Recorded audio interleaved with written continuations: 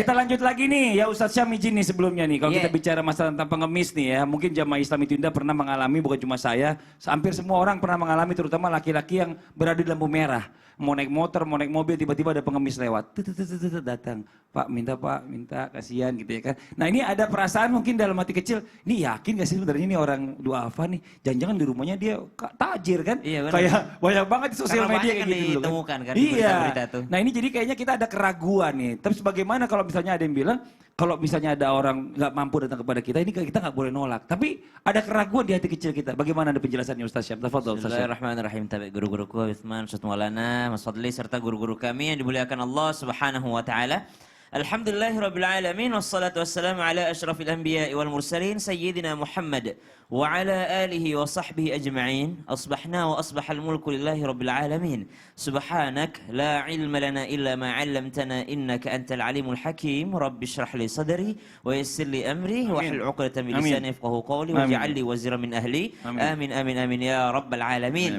Bagaimana sikap kita ketika ada seseorang yang datang kepada kita dengan keadaan tidak mampu menurut dia, ya, dalam keadaan du'afa menurut dia, dalam keadaan susah menurut dia, karena kita nggak tahu apa-apa gitu ya, tiba-tiba datang gitu dengan pakaian lusuhnya, dengan pakaian kekurangannya, dan terlihat dengan nada bicaranya memang dia sedang tidak mampu, namun ada keraguan di dalam hati ini.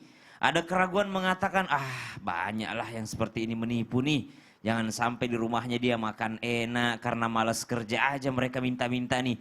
Ada timbul dalam diri kita perasaan untuk berat memberinya. Namun ternyata ada peringatan juga untuk tidak menolak orang yang meminta-minta seperti ini. Bagaimana sikap kita seharusnya? Suatu ketika baginda Nabi SAW didatangi oleh seorang Ansar, seorang yang ada di Madinah pada saat itu. Lalu Nabi SAW dimintai bantuannya oleh orang tersebut menceritakan kekurangannya. Maka Nabi SAW mendengarkan kisahnya. Apa yang engkau butuhkan, bagaimana keadaanmu sekarang. Nabi dengan santun menerimanya. Lalu Nabi SAW bertanya kepadanya, sebegitu kurangnya kah dirimu saat ini? Maka orang itu pun menjawab, betul ya Rasulullah, saya tidak punya apa-apa. Bahkan apa-apa yang ada di rumahmu? Orang itu pun menjawab, di rumah saya hanya ada selembar kain kasar dan juga beberapa air minum. Maka baginda Nabi SAW meminta kepadanya, sebelum saya membantumu, engkau pulanglah ke rumahmu, kau ambil kain kasar dan minuman tersebut untukku. Lalu datanglah laki-laki tadi dengan membawa kain kasar dan minumannya kepada baginda Nabi SAW. Lalu Nabi SAW memanggil sahabat yang lain, siapa yang mau membeli dua barang ini? Sahabat pun mengangkat tangannya dan mengatakan, saya Rasulullah, saya membelinya dengan 1 dirham. Nabi SAW, adakah tawaran yang lebih tinggi? Maka yang lain mengatakan, saya membelinya dengan 2 dirham. Maka baginda Nabi SAW memberikan uang tersebut kepada orang tadi dengan mengatakan, belanjakan 1 dirham untuk nafkah keluargamu, 1 dirhamnya lagi berikan mata kapak supaya engkau bisa bekerja mencari kayu bakar. Maka diminta orang ini untuk bekerja oleh Rasulullah SAW. Setelah 15 hari dia mendapatkan 10 dirham. Maka Nabi mengatakan, keadaan seperti ini lebih baik darimu daripada meminta-minta. Lihat, Nabi SAW tidak menolaknya, tapi Nabi SAW tidak serta-merta juga memberikan mentah-mentah kepada orang yang meminta-minta. Wallahu ta'ala alam. Masya Allah, makasih banyak Ustaz Syam atas penjelasannya nih. Mantap. Li, kenapa Li? Lagi ngapain?